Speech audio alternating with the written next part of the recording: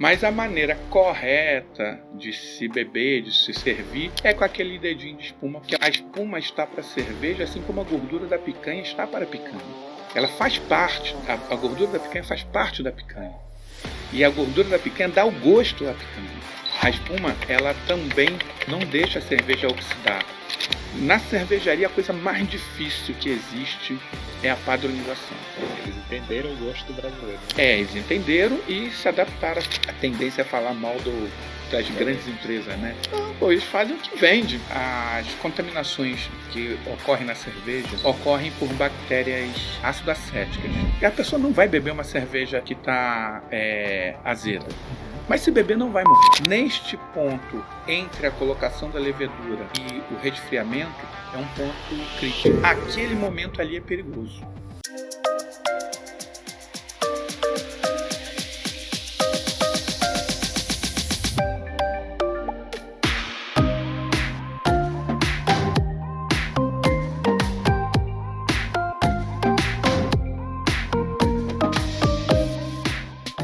A gente sabe que, pelo menos segundo os dados do sindicato das cervejas, o Brasil é o terceiro maior fabricante de cerveja do mundo hoje. Ele só fica hoje atrás da China e dos Estados Unidos. E até eu acredito que depois da pandemia, o consumo de cerveja, acho que até durante o processo da pandemia, que as pessoas precisaram ficar mais tempo em casa, e a diversão era o quê? Beber. E assistir uma live. Assistir uma live de Gustavo Lima. Com a cervejinha ali do lado. Um petisquinho. Live, então acabou que eu acredito que o consumo de cerveja cresceu bastante, né? Segundo os dados do próprio sindicato, em 2022, os brasileiros beberam mais de 16 bilhões de litros de cerveja. E aí a gente comentou aqui sobre a questão da diferença da cerveja que é industrial para a cerveja artesanal. A gente sabe que existe muita questão da tecnologia, que envolver ser muito diferentes, né? Até a questão, por exemplo, do processo o tempo para você conseguir produzir uma cerveja artesanal, enquanto uma cerveja industrial é bem menor. E aí, mas em relação às etapas do processo, existem etapas diferentes entre uma cerveja que é fabricada a nível industrial e outra que é fabricada a nível artesanal, em nível de etapa mesmo? Essas que você comentou no início? Basicamente é a mesma coisa, mas existem algumas diferenças. Por exemplo, na indústria, a gente fala aqui sobre moer o malte, colocar ali, fazer aquela infusão. Na cerveja industrial, eles já pegam o malte já... o xarope. O processo já foi feito por uma outra fábrica. O lúpulo, a gente coloca ele em pellets, né? Tem cervejarias que colocam até a própria flor. Fica muito melhor, né? Você estava usando um produto que saiu ali há pouco tempo ali da planta e está colocando na flor. As indústrias, elas usam já o lúpulo isomerizado. Isso tudo é para melhorar o processo. Mas para chegar naquele ponto, eles tiveram que fazer tudo aquilo antes. Sim. Né? O tempo que a gente usa para fazer uma fermentação, o processo deles é mais abreviado, né? Então eles conseguem, a gente faz em 7 dias. Eu tinha falado, uma lager, artesanalmente, para ficar boa, você leva 30 dias para fazer. Essas indústrias, elas conseguem fazer isso em 10 dias. Né? Então, a diferença é grande, né? Mas isso tudo é tecnologia. Mas, basicamente, o processo é o mesmo. Né? É como eu falar assim, olha, eu faço uma feijoada lá em casa, que é assim, ó, pego o feijão, corta as carnes, tudo, bota ali dentro da frigideira. Aí tu fala assim, e numa indústria de feijoada? A máquina corta as carnes, pega ali, bota numa panela deste tamanho. Mas é o processo, a mesma coisa. É isso mesmo. Só é mais otimizado, né? Mais otimizado, temperaturas, eles têm mais cuidado com isso. No caso, numa indústria grande, né, eles não usam aquele saquinho de levedura. Sim. Eles têm um laboratório. O laboratório ele produz a levedura.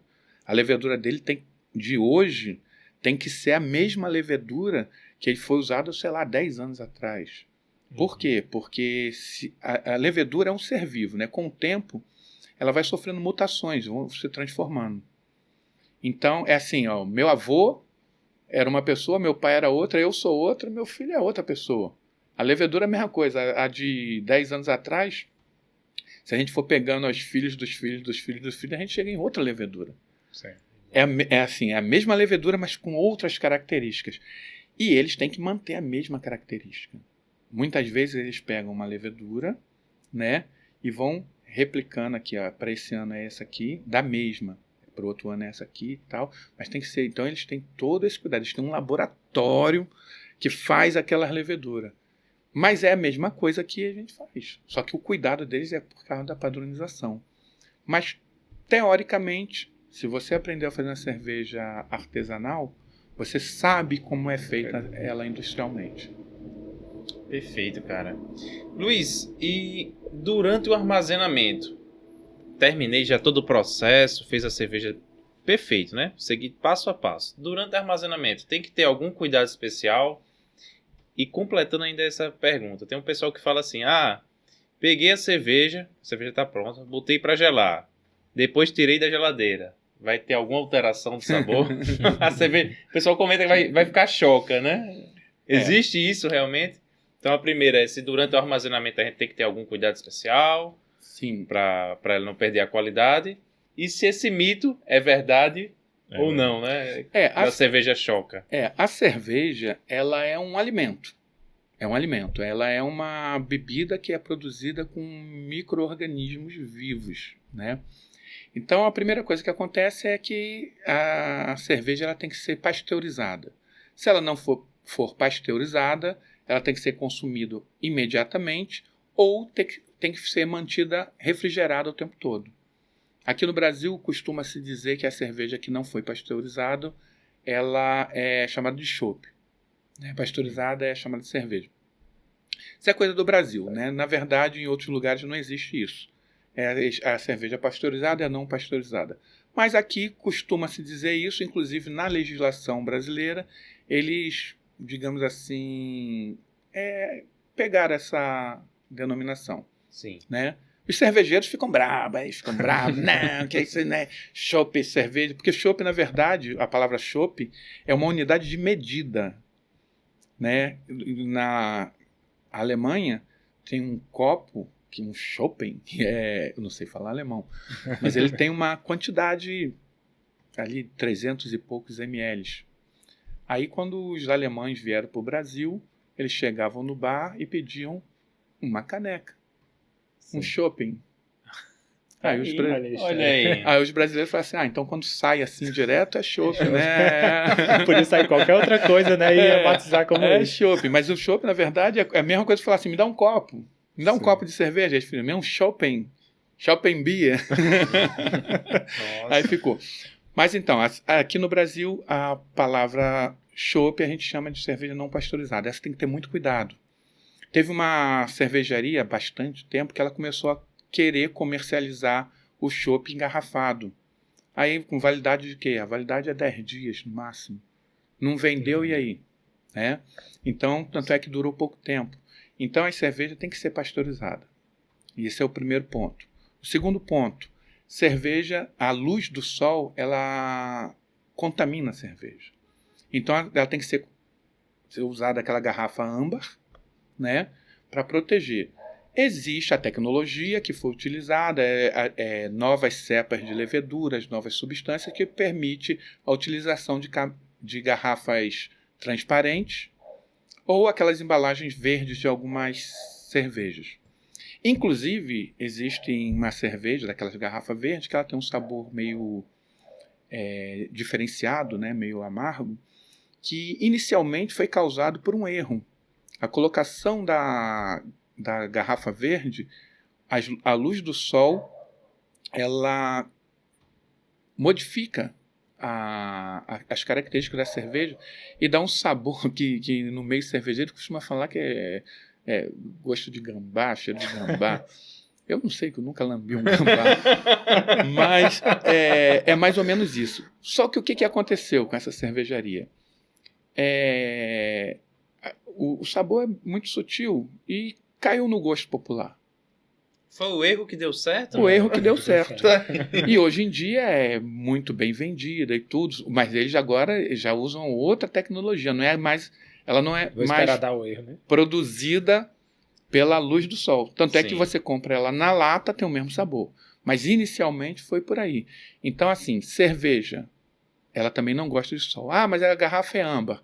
Eu já vi isso, o depósito de bebida, bota as garrafas tudo lá na beira lá da rua, o sol quente em cima, né? Tem uma certa alteração, né, Luiz? Vai alterar. Ela protege, mas ela não faz um escudo invisível assim para não deixar os raios ultravioletas entrarem. Ela protege. Então, muitas vezes você toma uma cerveja e tu fala assim, pô, essa cerveja já foi boa, tá ruim, hein? Tá ruim. É porque, no sol, você já viu os caminhões de cerveja, como é que são hoje, como é que eram antigamente? Hoje, eles são fechados. Eles são Sim. fechados. Antigamente, aí em cima do caminhão, aquele monte de caixa, uma em cima da outra. Exatamente para permitir que ela permaneça mais tempo. Então, o sol é um problema também. Temperatura, claro, também. Uma temperatura, a gente fala assim, até 40 graus está bom. Tudo bem, mas dentro de um caminhão fechado. Já não é mais 40. Nordeste, né? Nordeste. No Nordeste, uma cidade como Mossoró, às vezes, aqui em Natal até mesmo. Exatamente. De vez em quando bate 36. Agora que tá um tempo mais frio, mas de vez em quando bate. Assim, ó, se você deixar teu carro fechado, com a porta, com as janelas fechadas, tu entra ali, se tu chegar com o termômetro ali, tá dando quase 50 graus. Então, como é que é um caminhão? Então, todo isso, até no caminhão dessas indústrias, tem tecnologia. Então, quando o cara ele eu sou dono de bar, dono de boteco. Então, eu comprei, veio com todo esse cuidado, toda essa cadeia produtiva, aí chegou e botou lá, eu boto a caixa lá na varanda, lá no sol, lá na calçada, que é para as pessoas que passarem e falarem assim, eita, o cara tem a cerveja que eu quero lá, mas ela está lá no sol. Né? Já não é mais a que eu quero. Né? Esse é o cuidado. Aí, mas outro cuidado que tem que ter na hora de servir. Na hora de servir, tem quando eu trabalhava, né, na empresa lá em Santa Catarina, eu trabalhava fazendo manutenção das chopeiras e tudo. Então, eu cheguei num local muito bacana, e o cara reclamou que o chopp, a espuma, não estava fazendo espuma. Aí eu fui lá, olhei, né? Vamos ver o que é. Aí eu olhei, a cozinha dele era bem ali. O óleo, ele lavava uns copos, deixava ali, e o óleo da cozinha, ela entrava no copo. Quando você botava a cerveja, não espumava. Não era a cerveja, era o óleo. Entendeu? Aquele vapor de óleo. Então a pessoa também tem que ter cuidado com essas coisas. Tipo assim, se tem um bar, se tem um restaurante, o local da cerveja tem que ficar longe da cozinha. Certo? O barril, se for chopp, se tiver condições, coloca o barril num local refrigerado. Aí vai ficar muito melhor. Quem serve garrafa também não vai botar ela lá no sol, porque vai ter essas características. Aí vem aquela segunda pergunta. Tirei da geladeira, botei ela para gelar e botei lá de novo. Vai ter diferença, mas é pouca. É pouca, porque ela está fechada. Tá? Não pegou sol. Estou falando que não pegou sol. Agora, se você congelar ela e depois tirar, aí vai ter uma diferença grande. Vai ter uma diferença grande. Mas não é que ela ficou choca. Sim. Não é que ela ficou choca. Porque o que é ficar choca? É perder o CO2. Normalmente, problema de vedação na tampinha. A tampinha está ali, aí ela pode ter algum problema de vedação, o gás carbônico sai. Aí quando você vai beber, até os cachaceiros, que eu sou um deles, né? Tu chega lá e fala assim, não, deixa eu ver aqui. Aí o cara pega e joga assim no chão para ver se vai espumar. Se espumar, ele fala assim, não, tá boa, né? Se ela não... Essa técnica eu não conhecia não, viu? Aprenda aí, Acho viu, que Bruno? Eu vou pegar essa técnica pra mim, se não viu? espumou, ele já fala assim, tá meio desconfiado, né? Aí, o que acontece? Perdeu o gás. Perdeu todo aquele sabor, né? Ela fica choca. né? Mas aquela que você bota na geladeira e tirou, aí ela ficou quente, aí botou de novo, são características internas dela, mas não fica tão ruim não, dá para beber. Agora, se congelar, não, aí fica ruim. Perdeu.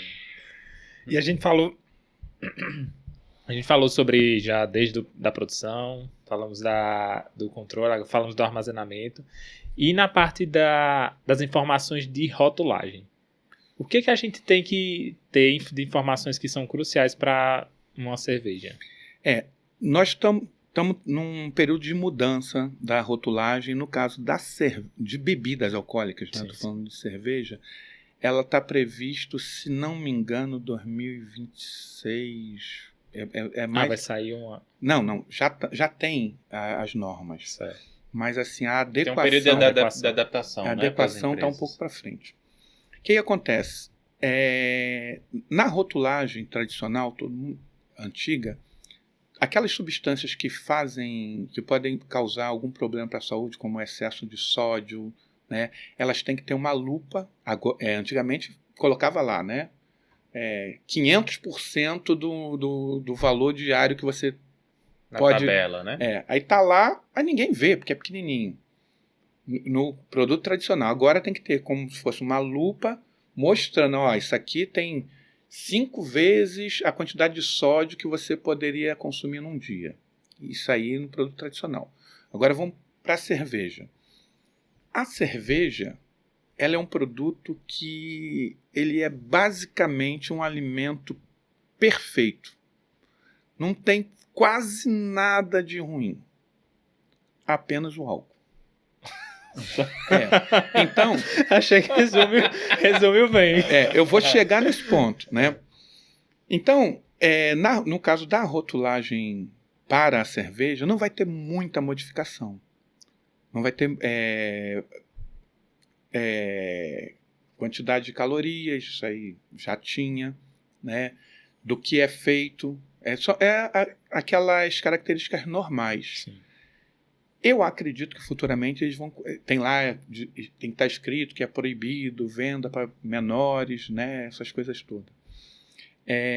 Mas eu penso, eles não especificaram, mas deveria estar ali bem especificado, bem clara a quantidade de álcool. Só que para quem bebe, é como se fosse assim, quanto mais álcool, melhor.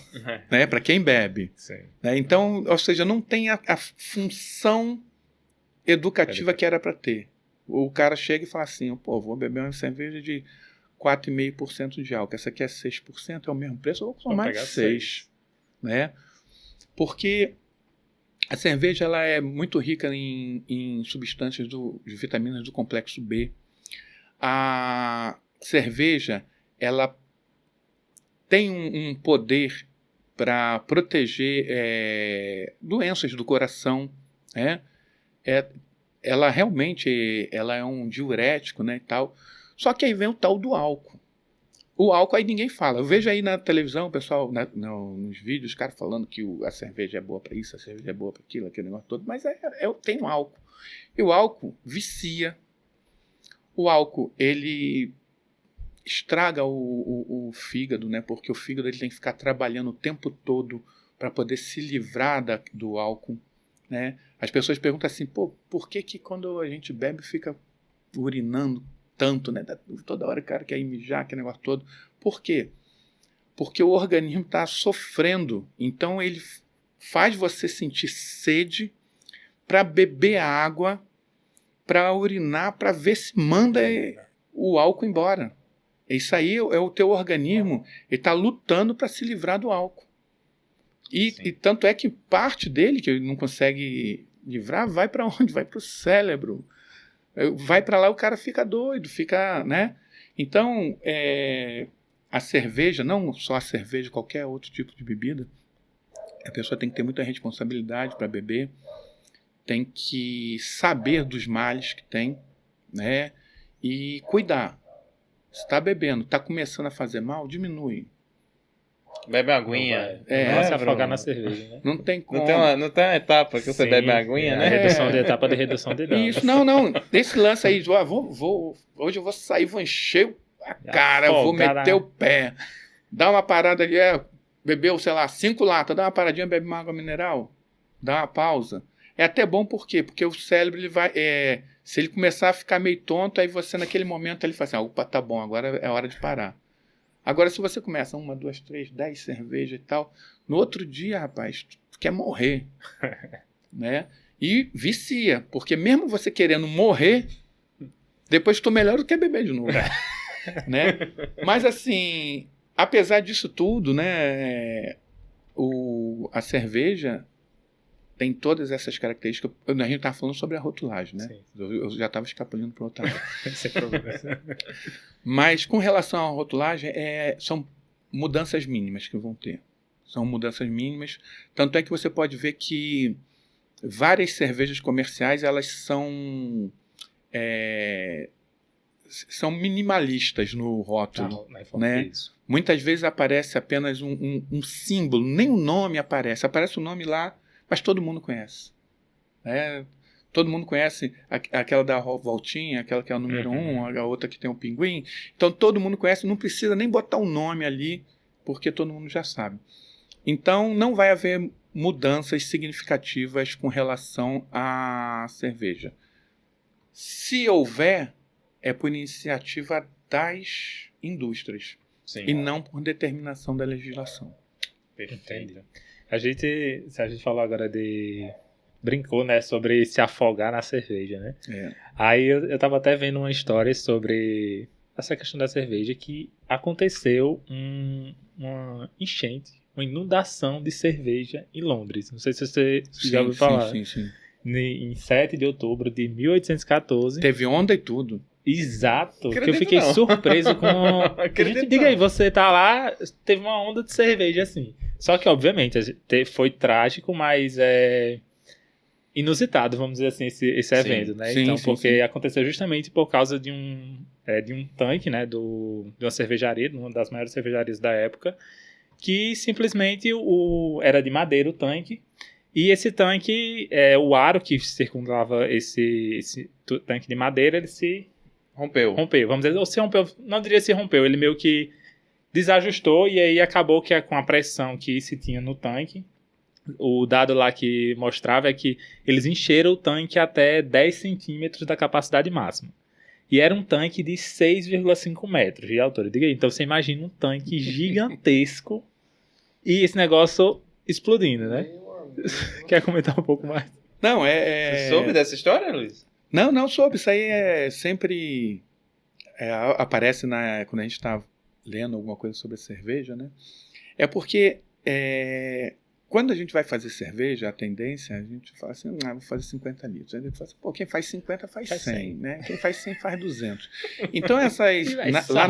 lá na antiguidade, eles faziam... Na antiguidade, nem na antiguidade, mas 1800 e pouco, eles não tinham tanto poder de fabricação para fazer tanques de inox, essas coisas todas, né?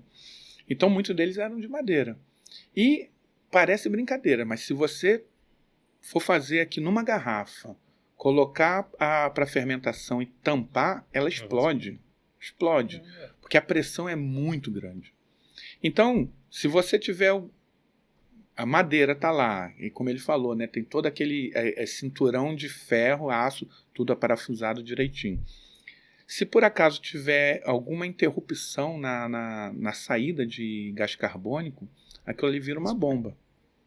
E, como ele falou, tem que ter um espaço.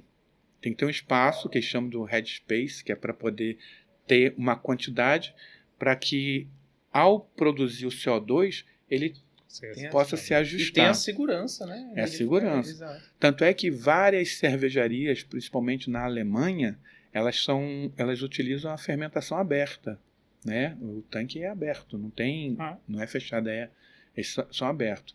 Mas e a contaminação? Não tem contaminação. Tá lá, as leveduras estão lá, se entrar uma bactéria, sai. Mas assim, industrialmente, a Inglaterra, né, depois dos Estados Unidos, eles foram os primeiros a transformar a cerveja de artesanal para industrial, né? Todo aquele boom da Revolução Industrial. Então eles começaram a fazer. E era exatamente no momento que estamos testando, né? Aí o cara fala assim, vamos fazer um tanque aí de sei lá, de 2.000 litros. Quem faz 2.000 litros faz 100.000 litros. Justamente na história comentava que o pai dele, salvo engano, tinha se construído um que era numa capacidade X. E ele pensou, por que não fazer uma capacidade maior se eu posso armazenar, né? O trabalho é o mesmo, né? Exato. Então eu vou fazer o seguinte, em vez de fazer uma para eu ter só 10.000 litros, eu vou fazer uma para ter 100.000 litros. Só que, pela segurança, era melhor fazer vários de uma capacidade menor, que estourava era menos, e ainda né? assim, tipo, ele na história contava que a explosão do primeiro provocou a explosão de vários outros. Sim. Que acabou gerando uma onda de mais de 4 metros. Diga aí, você tá aqui na sua casa, residência, vem uma onda de cerveja e lhe derruba, né? Nossa. Aí eu surfo ela. Chegou a minha vez. Que Né? teve até pessoas que lá na história contava que depois de que o incidente aconteceu, ele gerou a morte de 8 pessoas, mas que algumas pessoas começaram a fazer o quê? Se desfrutar do material que estava ali, né? E acabaram que algumas pessoas tiveram complicações porque houve uma contaminação, né? Não, é inevitável. Com certeza. Foi pra rua. Quando um equipamento explode, né, ele é como uma granada. Então, no caso aí, madeira, peças metálicas são lançadas quase assim como se fossem projéteis, né? E vão estragar o que tiver do lado. Sendo de madeira, se o negócio é de inox, ele amassa. Sendo de madeira, ele quebra. Né? Então, e muitas vezes aquela madeira ela já está encharcada há tanto tempo com aquele líquido e tudo que ela não tem aquela qualidade toda, né? Se duvidar, esse incidente pode ter sido alguma coisa que até motivou ou ensinou, vamos dizer assim, as indústrias a colocarem por outro tipo de material, né? É porque também ainda hoje se utiliza a madeira, que a madeira dá um sabor, dá toda aquela... E existe digamos assim, uma quantidade máxima que se possa colocar num recipiente desse. Até no Brasil, se você for ver a legislação, por exemplo, da cachaça, ela tem que ser colocado até tantos, né? Porque senão o cara vai e corta uma árvore milenar e faz um barril sei lá, de 50 metros de altura. Então tem toda o cuidado para que até essa distância, até essa altura, até essa capacidade, a gente possa ter a segurança. Eu já fui agora não cervejaria, mas uma cachaçaria que o tonel lá, o tanque era de madeira. De madeira, grande, assim, era acho que uns 4 metros. Não, e tem que ser, porque é a madeira que dá o sabor, né, no caso da cachaça. Aquela madeira ali, só que hoje em dia tem todo um cuidado, o cara vai lá e tem que ser feita uma inspeção em todo o material, se houver vazamento, aquilo tudo. Existem hoje empresas que são até especializadas, tanoarias, em fazer os reparos de tudo. Tem que ter uma certificação para poder utilizar. Antigamente não tinha nada disso. Então acontece isso aí. Isso aí foi um caso inusitado, mas... Existem várias situações como essa, né? Eu fazendo cerveja em casa, eu tinha aquele negócio, né? Se eu posso fazer 60 litros até o topo, por que eu vou fazer 50? Eu fiz... capacidade massa, né? Aí eu sei que a fermentação deu, que vazou para tudo quanto é lado, e eu tinha uma geladeira só para aquilo, né? Mas aí... Luiz? Uma aguinha? Quero. Aí, de repente, começou a vazar, a fermentação muito grande, assim, começou a vazar para tudo lá da minha cozinha, ficou um nojo, aquele negócio todo. Mas a cerveja eu ainda usei, né? Mas é aquele negócio, né? Poxa, o negócio aqui tem 65 litros de capacidade. Vou botar 60. Agora eu aprendi, né? Tem uma listrinha ali, que ali é a capacidade máxima. Os erros ensinaram. Olha aí, mais uma vez os erros ensinados, né? Luiz, a gente comentou um pouquinho de história. Será que você consegue, não sei se você conhece, né? Mas se conhecer, poderia compartilhar com a gente a história de como é que surgiu a cerveja? Já ouviu falar? Sim. Vamos começar um pouquinho antes, né? Eita, ele sabe, então. Porque tem sempre uma briga aí, a cerveja veio antes do vinho, o vinho veio antes da cerveja, aquele negócio todo e tal. Eu gosto de falar sobre bebida alcoólica como um todo, né? Outro dia eu estava lendo a respeito, a natureza, ela produz, tem plantas que produzem substâncias que são adocicadas, e essas substâncias adocicadas, qual é a função dela na natureza? Ela atrai animais, né, insetos, aves, que ao chegar ali para beber aquele líquido, eles trazem as leveduras.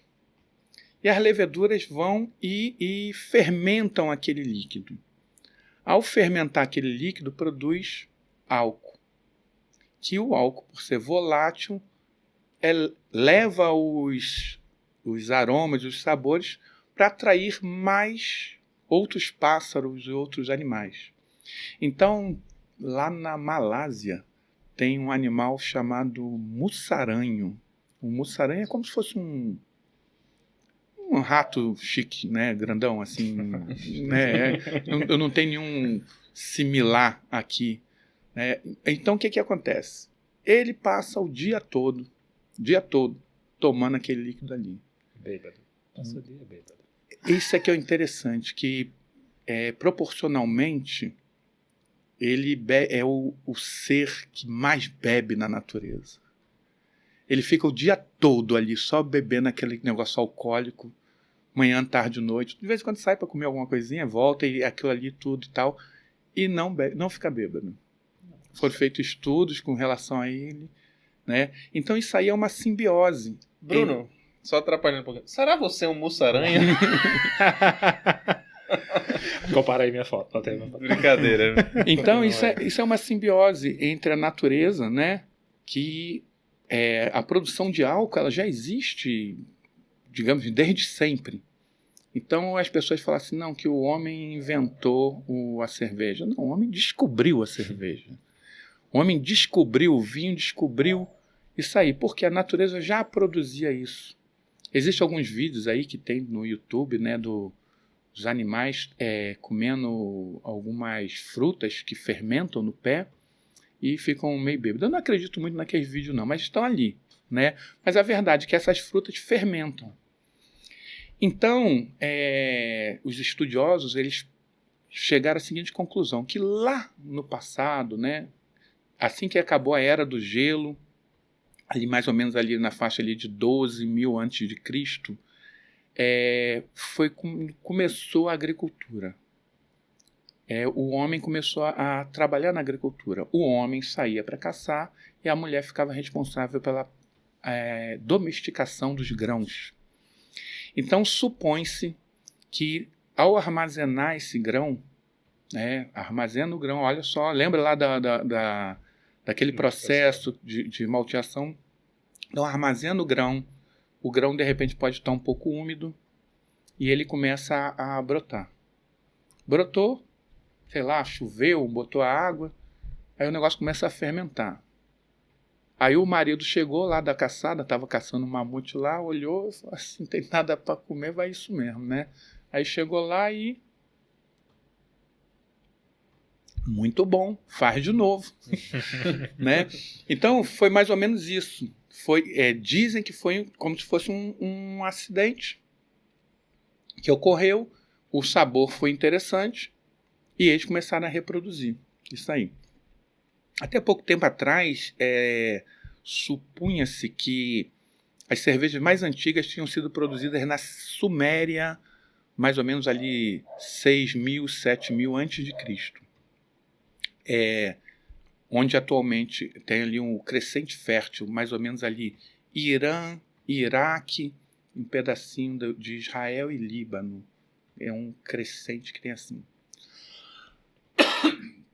Mas há pouco tempo eles descobriram no norte de Israel uma escavação que eles acharam os potes com... Ali não tinha mais o líquido, né? Mas eles identificaram ali as leveduras, identificaram tudo ali e concluíram que aquilo ali realmente era a produção de cerveja. E por datação de carbono, eles chegaram a 10.000 a.C. Ou seja, eles já fabricavam cerveja assim, meio que artesanalmente, Sim. né? Mas na época que estava surgindo a agricultura. Então, atualmente é aceito que a agricultura e a cerveja surgiram juntas ali. Aí foi passando tempo, tudo ali foram... a Suméria, eles já tinham mais ou menos ali, sei lá, 30, 40 tipos de cervejas diferentes. As escritas cuneiformes que tinha naquele tempo lá já tinham receitas de cerveja ali naquele momento. As primeiras leis, agora eu não vou lembrar o nome do cara, as primeiras leis sobre cerveja, né, falavam que a pessoa que fabricasse cerveja de má qualidade seria afogada na própria cerveja. Alô, cervejeiros! Olha a responsabilidade. Olha a responsabilidade aí. Aí dali o mundo foi evoluindo, aquele negócio todo, e a nova civilização passou a ser a egípcia, né? Depois dos sumérios, os egípcios começaram ali, e o clima, o rio Nilo, né? Com suas vazões aquela região toda do rio Nilo era muito propícia à produção da cevada e do trigo. Então eles já começavam a produzir cerveja ali desde muito tempo. Essa cerveja, ela não era uma cerveja como essa hoje, era uma cerveja com um teor alcoólico ali baixo, 2,5%, e ela é muito densa, quase que um mingau, né? Mas ela era alcoólica. E eles, naquele tempo, eles consideravam a cerveja não como uma bebida, mas sim como uma comida. Era chamado de pão líquido. Os estudiosos, né, eles têm relatos escritos, né, que na produção, na construção das pirâmides, muitos, né, pensam que eram feitas por escravos, mas a maior parte deles eram trabalhadores assalariados. E parte do salário deles era pago em cerveja. Então o cara trabalhava lá na pirâmide, levantava umas pedras, cortava um negócio aqui e ganhava ali por dia mais ou menos o equivalente ali a 2 a 5 litros de cerveja por dia. Será daí a força para mover aquelas pedras enormes? Exatamente. Por quê? Porque dava a nutrição e o cara ficava ali, né, tranquilo, de boa, tá tomando uma, né? E o excedente daquilo ali, que ele não bebia, ele podia trocar. Ele tinha como se fosse assim... como se fosse um papel, né? Naquele tempo não era um papel, mas ele tinha lá, assim, ó, você tem um crédito de tantos litros de cerveja. Ele chegava e falava assim, olha, eu tenho tantos litros de cerveja, você tem um boi? Me dá o seu boi. Aí trocava a cerveja. Então a cerveja passou a ser utilizada como moeda de troca também, certo? Então foi evoluindo o mundo, as pirâmides estão lá até hoje, né? Tanto é que, por isso que a gente fala assim, o serviço foi bem feito, né? Verdade. Foi feito por cervejeiro. Exatamente. Nesse ponto, a cerveja começou a partir para outros lugares, né? Chegando na Grécia, não foi dado muito interesse pela cerveja, porque lá o vinho era mais nobre. Os nobres, tanto na Grécia quanto em Roma, a cerveja existia para o pessoal do baixo clero. Já o pessoal já mais nobre, eles bebiam vinho. Mas a cerveja também transpassou e foi até os bárbaros, né? Os bárbaros, eles tomavam cerveja.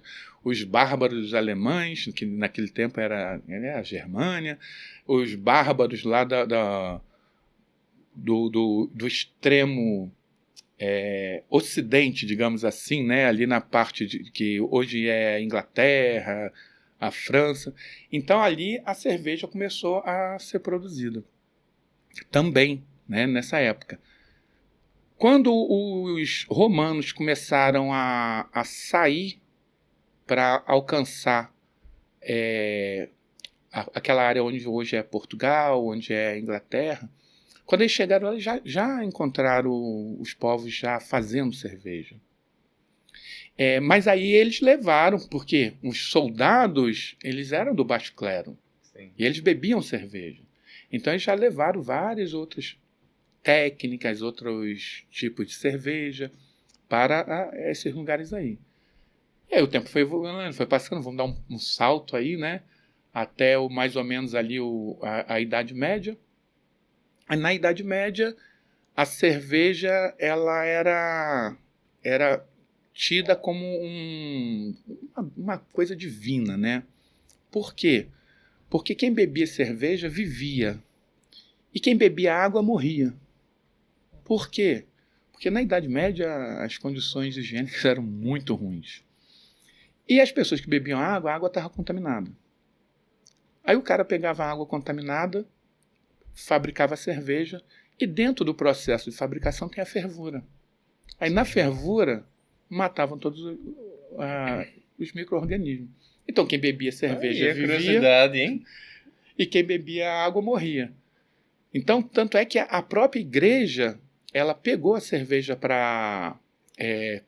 como um alimento. Naquele tempo lá, os mosteiros, eles eram como se fossem hotéis de passagem. Então a pessoa ia viajar daqui até não sei aonde, ele parava no mosteiro, aí ali no mosteiro tinha um lugar para dormir, e o mosteiro vendia queijo, vendia frango, tinha lá o lugar para almoçar, e tinha cerveja que era produzida e vendida ali, nesses mosteiros. A Igreja Católica ela fomentou a indústria cervejeira. Tanto é que hoje em dia existem, se não me engano, são 12 mosteiros ainda produzindo cerveja, que são os mosteiros que produzem a cerveja trapistas, né, que são cervejas deliciosas, né, muito boas. Hoje ainda existem. Tem, se não me engano, na Bélgica, na França, na Alemanha, eu acho que tem uma nos Estados Unidos. São mosteiros que produzem cerveja. Então, naquele tempo, eles produziam cerveja, vendiam, e a técnica cervejeira, eles pegaram toda aquela técnica e foram aplicando aquele negócio todo. Tanto é que tem uma história interessante que eles usavam uma mistura de ervas, que tinha boldo, tinha um monte de coisa esquisita, né? Que tinha gengibre e tudo para dar o amargor. Aí o que acontece? Uma freira, já existia o lúpulo, né? Ele é utilizado com chá, aquele negócio todo. Aí uma freira, Hildegard alguma coisa. Ela foi lá e introduziu isso na cerveja. E o que aconteceu? Ela virou santa. Nossa. Ela foi canonizada, tá? Ela foi canonizada, para tu ver como é que é o negócio, né? Importante. Ela foi canonizada. Então, aquele negócio, né? Na Idade Média, a Igreja Católica, ela detinha a produção desse grute, que era a parte amarga. A produção da cerveja, você ia fazer a cerveja, você tinha que comprar esse amargor da Igreja Católica. Aí na Alemanha teve uma revolta, uma revolução. A revolução falou assim, não vou ficar pagando esse negócio para a Igreja Católica. Não vou. Aí entrou até rei, todo mundo nesse meio, até que em 1511, não sei, agora eu posso estar errado. O rei Guilherme da Baviera decretou uma lei, a Lei de Pureza Alemã. É uma das leis alimentícias mais antigas do mundo.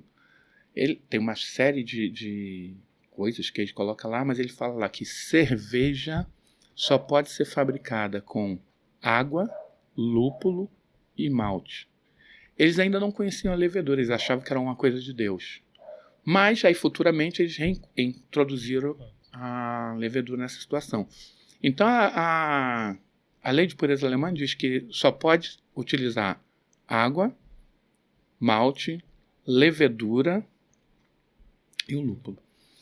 Essa lei, ela ficou vigente até, se não me engano, 1987, quando houve a União Europeia. E só por causa disso. Por quê? Porque se não tivesse, ali tem uma confusão, ali a a Polônia está ali do lado, o outro país, eles não podiam exportar a cerveja deles para a Alemanha, porque a lei lá proibia. Aí foi que a lei caiu. Então a lei ela durou mais de 1000 anos. Né? Aí vamos lá, saindo ali dessa parte aí da Idade Média, né? A Alemanha começou a produzir muitas cervejas de qualidade porque eles já tinha uma lei pronta para que eles pudessem seguir. Então eles começaram a produzir uma cerveja de muita qualidade. Paralelo a isso, a Inglaterra produzia algumas cervejas, mas as cervejas inglesas eram a cerveja mais assim voltada para o trabalho, aquela cerveja forte, escura, densa. Já as cervejas alemãs já mais leves, né, mais palatáveis. E assim surgiram várias escolas de cerveja, além da alemã, a inglesa, a belga tem uma característica interessante, que ela, enquanto a escola alemã só permite esses 4 ingredientes, a escola belga permite tudo. Se você quiser botar chumbo derretido dentro da cerveja, tu bota. E com isso eles expandiram a quantidade de possibilidades assim absurdamente. Aí depois surgiu a escola americana, né? Nós estamos falando sobre a história da cerveja, mas tem que falar um pouquinho sobre isso. A escola americana, eles entraram, foi a última, né? O que eles fizeram? Pega aquela cerveja inglesa e vamos melhorar ela. Vamos botar mais lúpulo, vamos botar mais... Pega aquela escola alemã e vamos radicalizar nisso, radicalizar naquilo. Aí com isso surgiram uma série de cervejas, as American Lager, que essas que nós bebemos aqui, praticamente todas são American Lager, não são Pilsen. Pilsen é cerveja lá alemã, ela é bem mais amarga do que essa, ela tem uma qualidade diferente. Mas a verdade é que no gosto popular aqui no Brasil, nos Estados Unidos, acho que no mundo todo, é a American Lager que faz sucesso. É essa cerveja pegou o gosto, né? Que o pessoal pegou o gosto. É essa cerveja que o pessoal fala que é a mais aguada. Mas é essa, né? Fazer o quê? E devido aos Estados Unidos, o que eles fizeram? Eles usaram muita tecnologia, eles escreveram muita coisa, transformaram a cerveja em uma cadeira acadêmica, transformaram a cerveja em algo assim mais estudado. E o Brasil é o quê? É uma cópia do que aconteceu nos Estados Unidos. Digamos assim que eles são o irmão que já está no mestrado, no doutorado, e nós estamos saindo agora do jardim de infância, seguindo o mesmo caminho deles. Nós temos muito que aprender com eles. Eles são pessoas... O Brasil, a nossa quantidade aqui de cervejeiro artesanal faz 5% da cerveja consumida, todos, né, artesanais, consumida no Brasil. Lá nos Estados Unidos é 20%. Se eles quiserem, eles elegem um presidente. Aqui a gente consegue eleger um vereador, no máximo. Mas aí a história da cerveja ela passa por todos esses pontos, né? Uma coisa interessante que eu queria falar aqui sobre a história da cerveja, né? Que nós somos nordestinos, então a gente tem que lembrar o resto do Brasil disso aí. A primeira cervejaria que teve no Brasil foi aqui no Nordeste, foi lá em Pernambuco, 1640, se não me engano, quando Maurício de Nassau chegou ao Brasil. O cara fala assim, vou lá pro Brasil quente pra cacete, o que eu vou fazer? Já sei, vou levar um cervejeiro. Aí ele trouxe um cervejeiro com ele. Junto com o cervejeiro, ele trouxe os equipamentos para produzir a cerveja. E lá em Pernambuco, na residência oficial que se chamava La Fontaine, ele montou a primeira cervejaria do Brasil, e no tempo que os holandeses permaneceram no Brasil, até a desocupação, acho que foi uns 12 ou 14 anos depois, foi produzida cerveja de excelente qualidade naquela região. Depois teve um vácuo aí, porque aquela história de Portugal, Inglaterra, não poderia ter indústrias no Brasil. Só começou quando o Dom João chegou ao Brasil, Dom João também chegou lá, né? Chegou aqui, lá no Rio de Janeiro, falou, puta, quente pra cacete. Falou assim, vamos fazer uma cervejaria. A partir da chegada de Dom João, voltou a possibilidade de indústria no Brasil e foram construídas as primeiras cervejarias, né? Destaque para o Rio Grande do Sul, né? Que o pessoal, os primeiros alemães chegaram ali, começaram a produzir cerveja de excelentíssima qualidade. O pessoal no Rio de Janeiro, que quando começaram a produzir a cervejaria Boêmia, aí depois a Brahma, em São Paulo a Antártica, e a partir daí houve aquele monte de fusões, né? A Brahma pega a Skol, aí daqui a pouco se junta com a Antártica, foram se unindo todas elas, e hoje em dia nós temos aí praticamente 3 grandes grupos, que é a Ambev, o Grupo Petrópolis e faltou uma. A Ambev, o Grupo Petrópolis, e a Kirin, que é da Heineken. Sim. Heineken, a Skin, etc. Então, hoje em dia, nós temos esses 3 grandes grupos que detêm 95% do mercado e tem os artesanais que nós estamos aí batalhando, né? Com 5%. Mas tá bom, 5%, a gente chega lá. Se um dia a gente chegar a 10%, a quantidade de cervejarias que vamos ter aqui, porque não quer dizer que a cerveja é melhor ou é pior do que outra. O que é importante é o seguinte, nós vamos ter algo diferente. Eu quero ter uma cerveja comercial para me beber na praia? Sim. Mas eu também quero ter aquela cerveja para eu sentar ali com os amigos e tudo, bater um papo, degustar, saborear, né? Degustar. De repente harmonizar com alguma comida, com um queijo, com a carne. Aqui no Brasil a pessoa fala assim, não, vinho tem que harmonizar com isso, tem que harmonizar com aquilo, e cerveja. A cerveja harmoniza com feijoada. Não é assim também. Futebol, vamos vulgarizar a cerveja, né? Não vamos vulgarizar. Mas assim, a gente vai comer uma comida assim mais chique, assim, um queijo, um salame, tem a cerveja certa daquilo. Não, vou comer um negócio assim mais carregado, uma feijoada. A feijoada, ela não harmoniza com uma cerveja Pilsen, não é para harmonizar. Mas a gente vai fazer, a feijoada é minha, eu vou harmonizar com o que eu quiser. Mas nisso aí existem, não tinha praticamente, mas hoje existem vários profissionais, especialistas nisso aí, que eles dão várias orientações sobre como harmonizar e tudo. Não quer dizer que a gente vai ficar bestando, não, só vou tomar minha cerveja se for com não sei o quê. Não, mas a gente saber, até para ter uma experiência sensorial diferente, né? Chegar em casa e falar assim, vou fazer um carneiro assado e tudo, beber uma cerveja, qual? Né? Então, esse tipo de informação é importante para a gente poder ter uma experiência sensorial diferente. Então a cerveja trouxe isso aí. A evolução da cerveja foi mais ou menos isso aí. Eu até misturei o papo aqui, porque... Então acho que a gente conseguiu bater todos os pontos aqui. Acho que foi uma longa jornada aqui. Nossa, eu não sabia que tinha tanta história atrás da cerveja, né? Mas isso aí nós falamos só um pouquinho. Só uma parte dela, né, Luiz? Mas vários episódios para isso. Além dos pontos, teve a parte de processo que você explicou perfeitamente. Eu queria agradecer a presença aqui no nosso podcast. Se você quiser deixar o seu... não sei, tem Instagram? Se quiser deixar o Instagram ou algum contato aí, a gente pode deixar marcado para o pessoal seguir. Porque assim, né? Depois de velho, a gente tem essas doideiras, né? Eu comecei a estudar e agora eu passo a maior parte do meu tempo estudando. Faço cerveja também e tal, mas eu nem tenho Instagram. Eu tenho lá, mas eu nem sei onde tá. Minha filha que fez ele para mim. Eu sou um dinossauro tecnológico ainda.